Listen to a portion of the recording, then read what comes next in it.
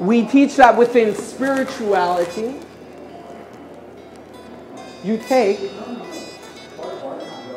by expanding. You do not grasp, you do not force, but you expand to encompass more. I want you to understand this concept. There are many spiritual disciplines around the world, and many profound ancient teachings have been distorted. And there are many systems that will teach you how to take your energy and force it through this point system, this chakra and that chakra, and force and force and force. And I say to you, must you force it because it's working against you? Is it closed because it says, I will not participate with you, I will not co-create?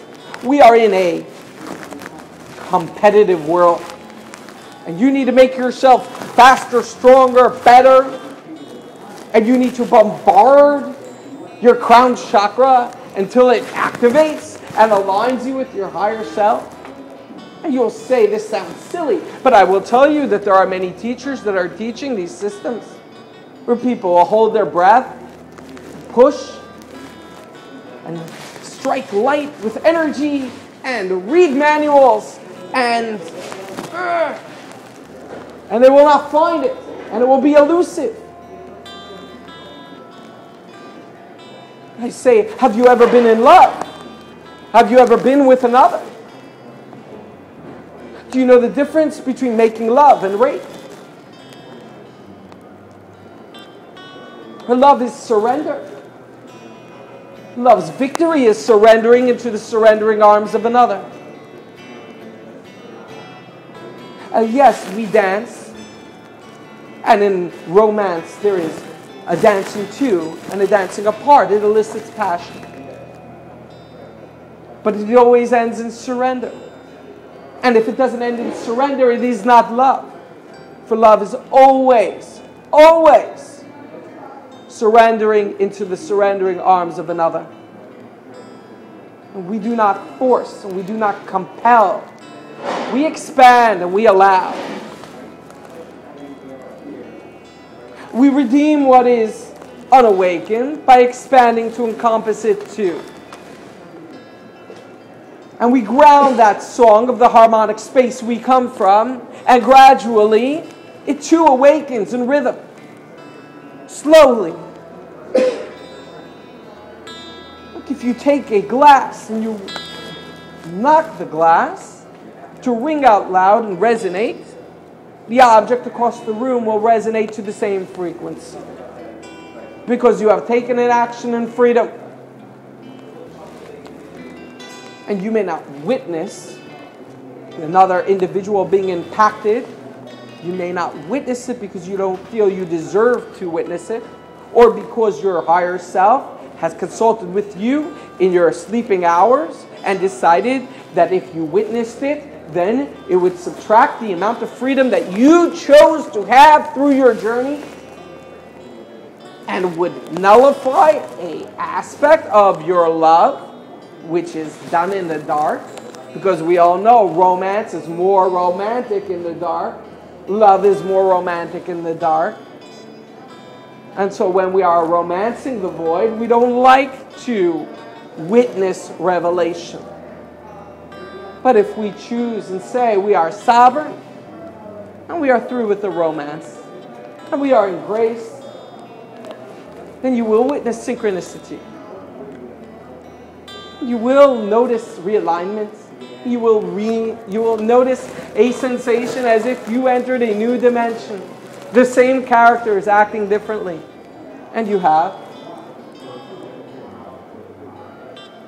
To the degree that you align with your higher self, to the degree that you stand within your core frequency, your vibration, your resonance, your truth that the world needs.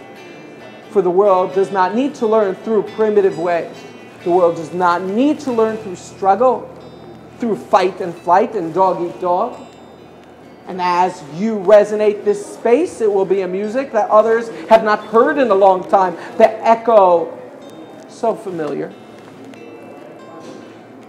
And people will be entranced by it and say, I have much, but I do not have happiness and bliss. And this individual, they are bountiful.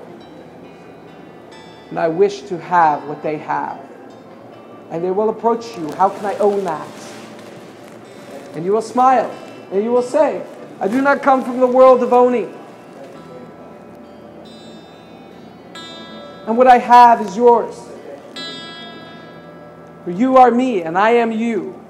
And we are all vibrations of the same light of love, strewn through different veils, in order to harmonize, in order to create harmony, in order to create different chords in a celestial orchestration called the true love story. And you will embrace them and say, I have nothing to teach you. I can only impart to you how to learn and study your own eternal truth. You do not have to learn from another. You do not have to subjugate yourself to a system or a teacher. But you need only to perfect your vessel.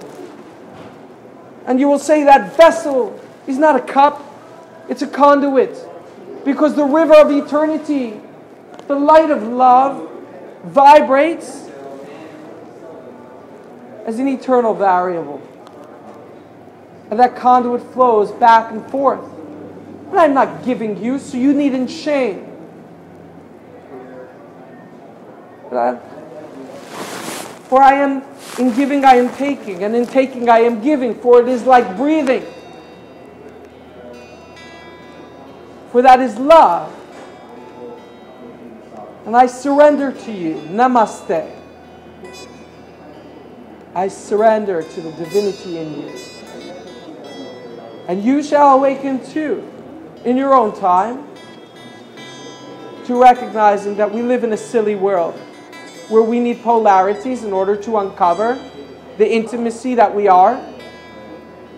And we need competition to motivate people through savagery and slavery, imprisonment, to systems of barter, monetary constructs, carrots at the end of sticks to get people to do what they were created to be. And we force people in this world and pigeonhole them in little cubicles to do a repetitive task that we create machinery to render obsolete. And then we say we have employment issues, or we say we will export slavery to the third world. Because they must too go through their phases of evolution and struggle to realize that the only currency that is really irreplaceable is ingenuity, uniqueness, and spirit. Your sacred song, your sacred expression is the ultimate currency. And it's irreplaceable. We need it lived this way. We need only to tap into the space of where we come from and recognize each through the divinity in the reflection of our eyes, mirrored the divinity we witness in another, and the expression of grace in our heart to be here, to play our song in alignment with all that we are through all of eternity for all time. And so it is.